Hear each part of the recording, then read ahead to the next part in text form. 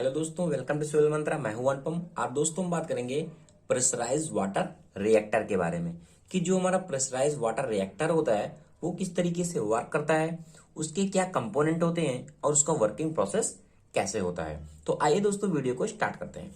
जैसा कि दोस्तों इसका नाम लिखा हुआ कि प्रेशराइज वाटर रिएक्टर, तो इसमें क्या होता है, हम यूज किसका करेंगे, वाटर का यूज करेंगे। इस रिएक्टर में हम वाटर का यूज करेंगे और जो हमारा वाटर होगा उसको हम क्या करते हैं, प्रेशराइज करते हैं, यानी एक हम प्रेशर पे रखते हैं। अब इसका फायदा क्या है, हम प्रेशर पे वाटर को क्यों रखते हैं। देखो इसका मेन इंपॉर्टेंट इसलिए है क्योंकि आपको पता है जैसे हमारा कोई भी क्या है, वाटर है। अगर हम वाटर का बॉइलिंग पॉइंट देखें तो क्या होता है, 100 डिग्री सेल्सियस पे क्या हो जाता है, बॉयल हो जाता है। बट अगर नॉर्मल टेम्परेचर पे क्या है, 100 डिग्री सेल्सियस पे हमारा वाटर क्या होता है, बॉयल हो जाता है। बट अगर हम क्या करें, यहाँ पे प्रेशर अप्लाई कर दें तो क्या होगा, जो हमारा 100 डिग्री सेल्सियस पे वाटर हमारा बॉयल हो रहा था उसका जो बॉइलिंग पॉइंट है, जो उसका बॉइलिंग पॉइंट है वो क्या हो जाता है, इंक्रीज हो जाता है। इंक्रीज हो जाएगा किस लिए, क्योंकि हमने क्या किया, इसके प्रेशर को क्या कर दिया, इंक्रीज कर दिया है। तो प्रेशर के अकॉर्डिंग क्या होता है, इसका जो बॉइलिंग पॉइंट है वो बढ़ जाता है। इसलिए हम क्या करते हैं, इसमें प्रेशराइज वाटर का यूज करते हैं। इसलिए इसका नाम पड़ा है प्रेशराइज वाटर रिएक्टर। आपको इतनी बातें समझ में आ गई होंगी। अब देखते हैं इसका लेआउट डायग्राम कैसा होता है, किस तरीके से वर्क करता है। देखो दोस्तों, इसमें दो एक तरीके के सर्किट होते हैं। सर्किट का मतलब दो लेआउट होते हैं। जैसे कि आपको दिखा है, ये हमारा कहलाता है प्राइमरी सर्किट। ये हमारा जो पोर्शन है पूरा, ये हमारा कहलाता है प्राइमरी सर्किट।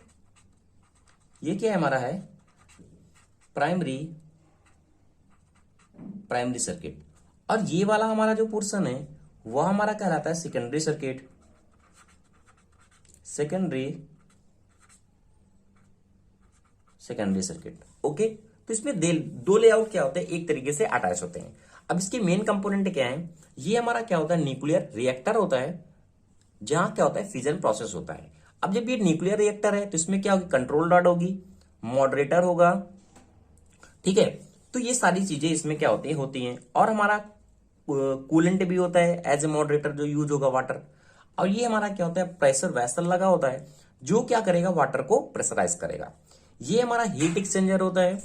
जब वाटर यहाँ पंप से आएगा तो इस जो हीट जनरेट करेगा वो हीट एक्सचेंजर क्या करेगा, उस हीट को लेगा और उस हीट को क्या करेगा, एक्सचेंज करेगा।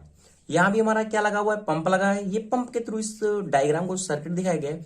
ये क्या होता है, इसमें एज ए कूलेंट की तरीके से सर्किट वर्क करता है। और ये होता है स्टीम जनरेटर में जाता है। जो स्टीम जनरेटर का वर्क क्या है, स्टीम को क्या करेगा, ये जनरेट करेगा। यहाँ वाटर है, ये कॉइल के थ्रू जा रहा है, हीटअप होके जाएगा। तो यहाँ जो जनरेट होगी हीट, वो आगे क्या करेगा, हीट एक्सचेंजर में भेजेगा, या फिर हम इसको बॉयलर भी यहाँ कह सकते हैं। अब क्या करेगा, जो हीट जनरेट हो चुकी है इसको क्या करेगा, यहाँ हीट एक्सचेंजर के थ्रू जो हीट बच जाती है वो आगे फॉरवर्ड हो जाती है ताकि और हीटअप हो जाए। और यहाँ बॉयलर का प्रोसेस होता है, जो हमारी हीट होती है, मोर हीट हमें मिल जाता है। अब यही हमारी जो स्टीम है, अभी तक देखो यहाँ हमें देखा जाए तो यहाँ वाटर का प्रोसेस हो रहा था। अब यहाँ मेन हमारी हीट जो जनरेट हुई है, जो हमें बॉयलर पे भेजना है, टरबाइन पे भेजना है, वो यहाँ से हमें मिलता है। अब ये क्या है, बॉयलर है। अब ये स्टीम टरबाइन में जाती है। अब हमें टरबाइन में जब ये वर्क करेगा, ब्लेड पे वर्क करेगा, तो यहाँ से हमें जनरेटर से क्या होगा, इलेक्ट्रिसिटी मिलेगी जब हमारी ये वर्क करेगा। फिर ये हमारा कंडेंसर में जाता है। कंडेंसर में क्या है, जो भी हमारी हीटअप है वो क्या करता है, वाटर में और कन्वर्ट हो जाता है कंडेंसेशन की प्रोसेस से। क्योंकि यहाँ क्या है, कूलिंग वाटर हमारा इन हो रहा है, और यहाँ कूलिंग वाटर हमारा क्या है, आउट हो रहा है। ये हमारा पंप लगा होता है, पंप के सहारे जो भी हमारा वाटर है फिर ये बॉयलर पे जाता है और ये कंटिन्यू वर्क करता है। तो ये दोस्तों क्या है, इसके मेन इंपॉर्टेंट कुछ पार्ट थे। अब देखो बात करते हैं किस तरीके से ये डिटेल से कि कैसे कैसे वर्क करता है। देखो होता क्या है, यहाँ जो हमारा रिएक्टर है, एज ए हम क्या है, न्यूक्लियर रिएक्टर का यूज कर रहे हैं। अब हम जब न्यूक्लियर रिएक्टर का यूज कर रहे हैं तो एज ए रिएक्टर हमारा यहाँ क्या है, यूरेनियम का यूज होता है। किसका यूज होता है, यूरेनियम का यूज होता है। यूरेनियम क्या 2-335। जब ये यूरेनियम का यूज होता है तो यहाँ क्या है, एक फिजन प्रोसेस रिएक्शन होती है। जब ये फिजन रिएक्शन होता है तो क्या होगा, फिजन रिएक्शन में क्या होता है, जो हमारे जब न्यूट्रॉन की बमबारी होती है तो ये जो यूरेनियम है ये दो पार्ट में डिवाइड हो जाता है और कुछ इसमें न्यूट्रॉन भी निकलते हैं, 2 या 3, जो हमें क्या है, हाई एनर्जी जिससे मिलती है। तो यहाँ क्या होता है, फिजन रिएक्शन होता है। अब इस फिजन रिएक्शन को कंट्रोल करने के लिए, क्योंकि ये रिएक्शन क्या बहुत ज्यादा है, इस फिजन को रिएक्शन को कंट्रोल करने के लिए यहाँ हमारे क्या कंट्रोल राड लगी होती है। जो हमारी कंट्रोल राड होती है वह बनी होती है बोरान की। ठीक है, तो ये क्या करता है, जब ये रिएक्शन होता है तो क्या करता है, कंट्रोल राड इस तरीके से लगी होती है कि इसके रिएक्शन को क्या करती है, जो इलेक्ट्रॉन जनरेट होते हैं हाई एनर्जी से, उनको क्या करती है, कंट्रोल करती है, रोकती है या कम करती है। तो ये काम होता है हमारा कंट्रोल राड का। और यहाँ क्या है, एक मॉडरेटर भी लगा होता है।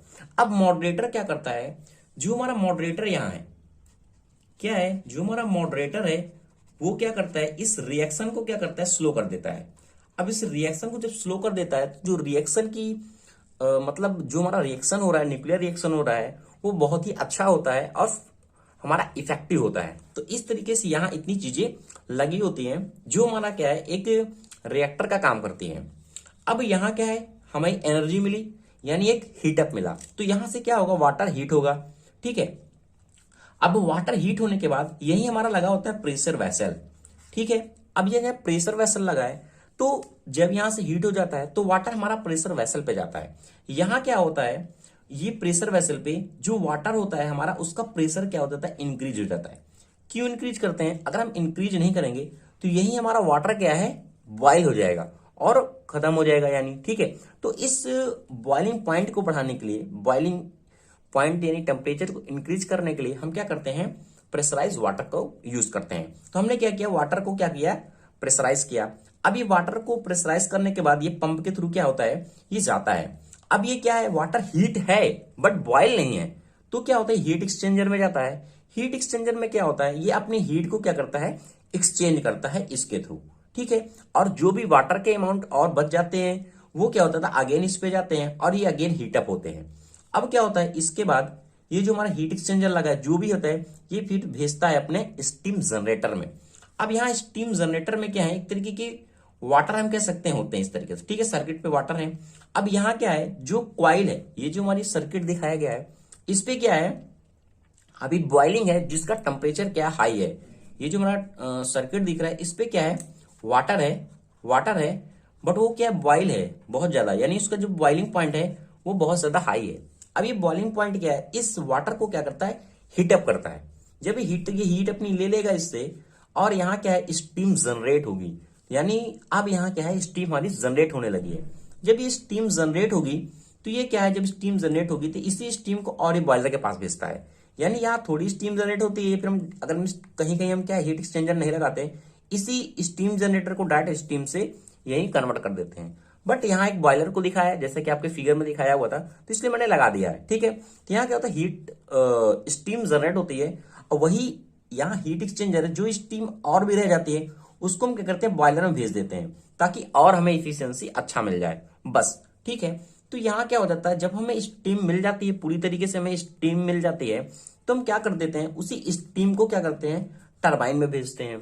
इस टरबाइन का वर्क क्या है, जो हमारी स्टीम आई है यहां से हमें क्या है, एनर्जी मिलेगी, इलेक्ट्रिसिटी मिलेगी जो जनरेट होगा। तो यहां हमारा जो प्रेशराइज वाटर है, जो रिएक्टर का मेन वर्क क्या है, इलेक्ट्रिसिटी को जनरेट करना है, इलेक्ट्रिसिटी को जनरेट करना। ठीक है, इलेक्ट्रिसिटी हमारी क्या करेगी, ये जनरेट करेगी। अब क्या हुआ, फिर ये जाता है हमारा कंडेंसर में। ये हमारा क्या, कंडेंसर है। अब यहाँ क्या, कंडेंसेशन की प्रोसेस होता है। कंडेंसेशन का प्रोसेस होने के बाद जो हमारा स्टीम है उसको हम क्या करते हैं, वाटर में कन्वर्ट करते हैं। अब जब ये वाटर में कन्वर्ट होता है तो फीड पंप के सहारे ये अगेन बॉयलर में जाता है और ये अगेन हीटअप होता रहता है। और ये जो हमारा बैक डायग्राम दिखाया है, ये क्या करता है, जो भी हमारा हीट नहीं होता, मतलब जो वाटर के पार्टिकल है इसमें, जो स्टीम को एक्सचेंज करेगा, उसको क्या है, अगेन यहाँ लाता है रिएक्टर पे, और वो हीट हो जाता है, बॉइलिंग पॉइंट उसका बढ़ जाता है, यानी बॉयल हो जाता है वाटर बहुत ज्यादा हीट टेम्परेचर के कारण, हाई टेम्परेचर के कारण, वो अगेन क्या है, यहाँ हमारा बॉयलर पे आता है। और इस तरीके से हमारी कंटिन्यू सर्किट वर्क करता है। अब एक चीज देखो, इसमें जो हम वाटर का यूज करते हैं, वो जो हमारा वाटर होता है वो हमारा लाइट वाटर होता है। ये पॉइंट है, लाइट वाटर का यूज करते हैं। अब लाइट वाटर का यूज करने का मेन पर्पस क्या है, अगर हम लाइट वाटर यूज करते हैं तो इसको हम दोनों तरीके से यूज कर सकते हैं। यानी एक तो हमारा कूलेंट के तौर पे, कि हमारा वाटर क्या है, कूलेंट के तौर पे यूज हो जाएगा, और सेकंड हमारा किस पे, मॉडरेटर के तौर पे भी हम क्या कर सकते हैं, इसको यूज कर सकते हैं। तो इसलिए हम क्या करते हैं, इसको लाइट वाटर का यूज करते हैं। तो आशा करता हूं आपको समझ में आ गया होगा कि जो हमारा प्रेशराइज वाटर रिएक्टर है वो किस तरीके से वर्क करता है। तो thank you watching this video दोस्तों। अगर आपको वीडियो अच्छा लगा प्लीज दोस्तों चैनल को लाइक शेयर कमेंट जरूर करें।